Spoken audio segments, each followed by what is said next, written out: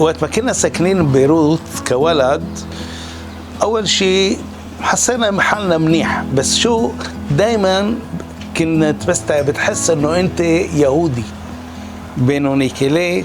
مشان جربنا وقت ما كنا مش بالحي اليهود، كنا دايما نجرب انه ما يعرفوا انه انت يهودي، يعني ما بتحس حالك رايق وقت ما بتكون معهم، مشان شيء بتجرب انه ما يعرفوا على التمام انه انت يهودي او لا. هيدي حاسه انه ما فيك تفسرها.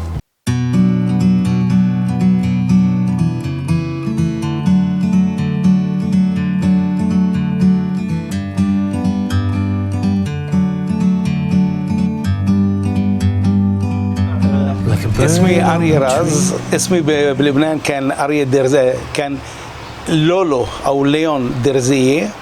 خلقت ببيروت بسنة 1954 ببيروت. بعدين سكنت بالوادي، هونيك أكترية اليهود كانوا ساكنين، وادي أبو جميل. ورا شي سنتين انجبروا أهلي يتركوا بيروت ويسكنوا بغير مطرح. أبي كانوا 12 ولد بالعيلة، وأمي كانوا 7. في عندي عيلتين، عيلة أبي هن عيلة درزية، وعيلة أمي عيلة سعد. العيلة من جنب أبي مأكد إنه جدي وستي كانوا من الشام. أبي خلص علمه كان حكيم، ورا ما خلص علمه بلبنان يهودي ما في يلاقي ولا شغل ولا بمستشفى ولا بعياده ولا بمطرح، مجبور مثل ما بيقولوا بيكب حاله على الطريق ولازم يدبر حاله. لكن ورا ما خلص علمه وتجوز، انجبر كل اخر ويكند يطلع يروح على جنوب لبنان ويشتغل كحكيم هونيك. كان هو الحكيم الوحيد، والمركز تبعه كان بتبنين. ومثل ما قلت كل اخر ويكند كان يروح لهونيك من نهار الخميس تقريبا ويرجع نهار الاحد او الاثنين. كان يرجع، امي كانت تخبرني يرجع مع هيك فلوس مصاري، ومجبور كان يشتغل لحاله. كان هو يحكم عالم، كان بيولد اذا لازم، اذا الكلب تبعك كان عنده شيء مشكله بيعطيه شيء، او اذا الحمار كمان كان عنده. كان هو الحكيم تبع كل شيء. ورا ما كان عمري تقريبا شي 3-4 سنين بتذكر انه رحت على المدرسه هونيك. كل تقريبا اكثريه اليهود كانوا يتعلموا بالاليانس، مدرسه اليانس. العلم هونيك كان اول لغه كانت فرنساوي، ثاني لغه عربي، والثالث لغه عبراني. وتعلمنا كل اللغات من اول صف. كنت صغير سكنت عند ستي. ليش؟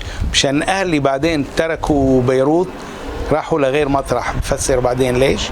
وكنت ساكن عند ستي. وليش؟ حتى اقدر اتعلم بمدرسه يهوديه بالاليانس.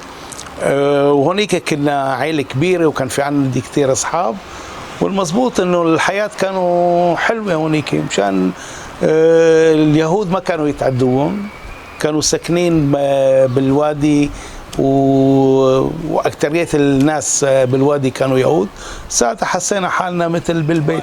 العلاقات كانوا اكثريتهم وقت ما كنت ببيروت مع اليهود، ما كان في عندنا اصحاب مش يهود، اكثريتهم من اليهود. واكثريه الاصحاب كمان كانوا اولاد عمومي، اللي كنا عائله كبيره لحنا، وكان في عندي كثير اولاد عموم كانوا تقريبا بعمري، كنا اصحاب كثير، وكان في الاصحاب تبع المدرسه. قبل ما تركنا بدي افسر انه ابي كان حكيم بمنطقه بجبل لبنان، والمركز كان بيت شباب.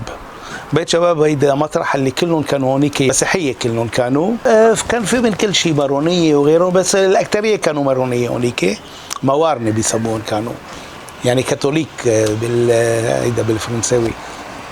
كان ساكن هونيك، وكان هو الحكيم تبع كل المنطقه، وعايش منيح، وكلهم كانوا اصحابات، ويحب كمان السياسه. كان بفتكر كانت بسنه 64 اجوا على البيت وبلشوا يعملوا تفتيش بالبيت، انه فكره انه هو جاسوس صهيوني، وكثير اخذ على خاطره انه عملوا تفتيش عنده بالبيت، وهو كان حاسب حاله انه عنده كثير اصحاب قوايا وما حدا بيقدر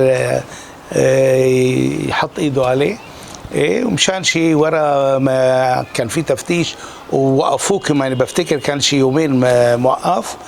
قال انه شيء تغير بلبنان ولازم نفتكر كيف نترك هونيك بيت شباب، واذا تركين بيت شباب هونيك حكيم يعني بده يبلش كل شيء من جديد، واذا بده يبلش كل شيء من جديد انه بدنا نبلش بغير بلد. افتكر شوي على فرنسا او على امريكا، بس قال لي بالاخر مطرحنا بس اسرائيل. وتقريبا ورا سنه ونص تقريبا ورا ما كان في تفتيش بالبيت تركنا وجينا لاسرائيل. بفتكر كانت بال 64 او 65 وقت ما كان في تفتيش بالبيت. نحن كنا عائله منا كل القد مدينين، بس حتى انه ما كنا مدينين كنت اروح على الكنيس اشوف هونيك اصحاب، وورا الكنيس ورا ما نروح على الكنيس كنت انا وجدي اللي كل يوم كان بيسموها بيلبس تفلين كل يوم، وبيصلي بالقليله شي مره او مرتين بالنهار، وما في نهار جمعه وسبت ما بيروح على الكنيس. ورا ما كنت اروح معه على الكنيس ونرجع على البيت كان ياخذني هونيك في مثل ترام، يعني كان هو بيروح على الكنيس كل نهار سبت وبيصلي كل يوم، بس شو كان كمان نهار السبت ما كان يحسب يدخن او شيء، بس كان يطلع بالعربيه بيمسك مصاري. عند اليهود نهار السبت ما بيمسكوا مصاري، بس يعني كنا يعني هينين شوي. لازم يعرفوا بلبنان بالصيفيه كانوا يتركوا بيروت، الاكثريه تبع اليهود لبنان ويروحوا على الجبل.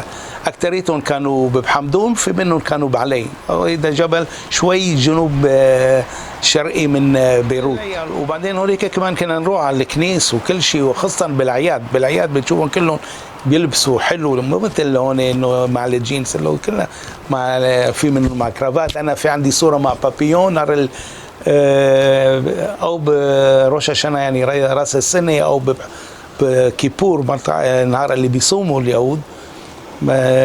عندي صورة مع عمي، أنا كان عمري شي 11 12 سنة، كيف لابسين كلهم حلوين قدام بالفوتة للكنيس تبع بحمدون. أوكي، ورا ما أبي خلص العلم بلش يشتغل، كان يروح لجنوب لبنان مثل ما قلت لتبنين. بتبنين كلهم هونيك كانوا يسمون متاولة اليوم هيدول الشيعة، وكانوا عنده كلهم كانوا اصحاباته، وكان يشتغل منيح، وكم سنه ضلوا هونيك بالجنوب. بفتكر بالليل شي 3 4 سنين كان كل ويكند يروح يشتغل بالجنوب، ومركزه مثل ما قلت بالتبنين. ورا كم سنه اللي كانوا هونيك بفتكر وقت ما بلشوا شوي مشاكل بين اسرائيل وجنوب لبنان، ما بتذكر ليش.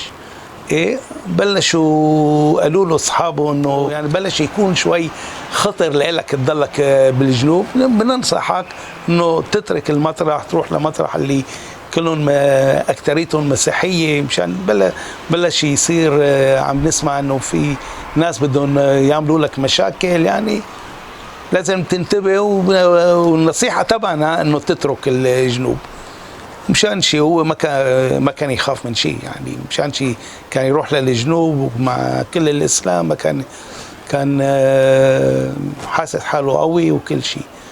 مشان شيء ترك، ورحنا ترك لمطرح اللي هونيك كلهم مسيحيه. انا تركت كان عمري تقريبا 13 سنه، شوي اقل من 13 سنه. وجينا دغري تركنا لبنان، رحنا ما فيك تيجي من لبنان دغري لإسرائيل، مجبور طريق غير طريق كمان بلد. نحن جينا طريق اسطنبول. ورا شهر اخذنا الطائرة تبع العال ووصلنا لهون. ليه بيقولوا كل اليهود تبع لبنان انه كانوا عايشين منيح؟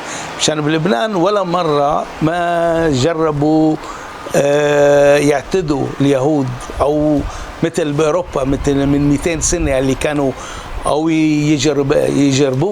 يجبروهم يتركوا القرى تبعهم او اوقات كانوا يقتلوهم وهيك. بلبنان ما كان في عنا هيدي الشغله، يعني لازم نقول لهم انه ميرسي، شكرا انه ما كانوا يضربوهم او يعملوا او يعملوا لهم هيك اشياء.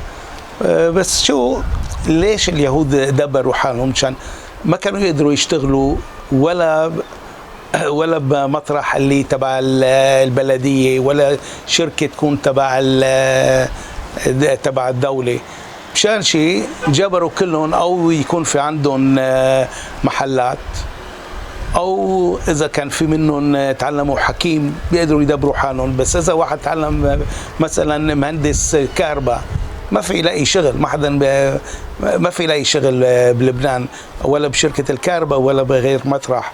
يعني اللي بده يتعلم يكون مهندس صعب يلاقي شغل. مشان شي كلهم كانوا مدبرين حالهم انه في عندهم محلات، او كانوا يشتروا بالاكسبورت او امبورت، مدبرين حالهم. انا بلا وقت ما بتوصل لاسرائيل تقريبا بسنة 1966 وبتيجي من لبنان، مثل ما بتقول إذا واحد ترك غزة وإجا لتل أبيب. يعني كان في فرق كتير كبير بين لبنان، بين بيروت خاصة، وبين تل أبيب. تل أبيب وقتها ما كان فيها شيء. بلبنان كان في هونيك بتشوف السيارات الحلوة آخر موديلات تبع السيارات، وكمان كان في كتير اللي بيجوا من السعودية وبيجوا من كل بلاد الخليج. هيدول كانوا وقتها كتير أغنياء، كانوا يجوا مع عربيات أمريكانية. كل العربيات الأمريكية اللي كانوا وقتها كانوا بيوصلوا لبيروت. والعيشة كمان بيروت كمان حلوة وكل شيء. هون جينا وقتها كانت العيشة هون فقيرة. اللي كان عنده فيسبا كان يحسب حاله هو رئيس المنطقة. وانت تعلمت اللغة هون بسرعة؟ حكيت العبري؟ وقت ما هونيك بلبنان مثل ما قلت لك كنت تعلم لك كمان عبراني، وانا كنت اقرا منيح العبراني، كنت اقرا واكتب منيح، بس الفوكابولير تبعي كان خفيف. لكن وقت ما وصلت لهون ما كان كتير صعب، مشان كنت اعرف اقرا واكتب منيح. لكن اخذ لي شوي تقريبا شي نص سنه صرت احكي دارج العبراني. وكمان ابي لقيت شغل اوام ورا شهر، ورا ما وصل بلش يشتغل، وكان معنا بيت حلو وكل شيء. مشان شيء يعني كانت الفوت لاسرائيل هينه مشاننا، هينه وحلوه والمزبوط. يعني هلا بفتكر انه كان غلطه، بس حطينا مثل لبنان ورانا وقلنا من هون بنطلع دغري بس العيشه تبع اسرائيل وخلاص. كم شغله. اول شيء مشتاق كثير اشوف كيف مطرح اللي كنا ساكنين بيت شباب. حي اليهود بفتكر تغير على الاخر. يعني اذا بروح لهونيك ما فيك تعرفه. مشان شيء اذا بتروح لهونيك بس مثل شط البحر، وبعدين تشوف كمان كيف تغيرت البلاد. يعني اذا سالتني البوتوم لاين، اذا كان فيني اروح كنت برجع حتى اشوف لبنان وبيروت. وكمان لبنان انا بتمشى كتير بالعالم، ومأكد انه بيروت ولبنان فيها تكون مطرح حلوة كتير. Like a bird on a tree, I'm just sitting here. I got time.